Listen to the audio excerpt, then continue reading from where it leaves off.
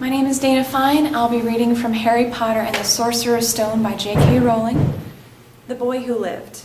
Mr. and Mrs. Dursley of number 4 Privet Drive were proud to say that they were perfectly normal, thank you very much. They were the last people you'd expect to be involved in anything strange or mysterious, because they just didn't hold with such nonsense.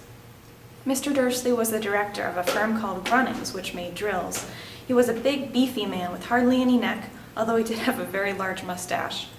Mrs. Dursley was thin and blonde and had nearly twice the usual amount of neck, which came in very useful as she spent so much of her time craning over the garden fences and spying on the neighbors. The Dursleys had a small son called Dudley, and in their opinion there was no finer boy anywhere. The Dursleys had everything they wanted, but they also had a secret, and their greatest fear was that somebody would discover it.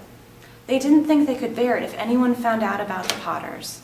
Mrs. Potter was Mrs. Dursley's sister, but they hadn't met for several years. In fact, Mrs. Dursley pretended she didn't have a sister, because her sister and her good-for-nothing husband were as un-Dursleyish as it was possible to be. The Dursleys shuddered to think what the neighbors would say if the Potters arrived in the street. The Dursleys knew that the Potters had a small son too, but they'd never seen him. This boy was another good reason for keeping the Potters away. They didn't want Dudley mixing with a child like that. When Mr. and Mrs. Dursley woke up on the dull, gray Tuesday our story starts, there was nothing about the cloudy sky outside to suggest that strange and mysterious things would soon be happening all over the country.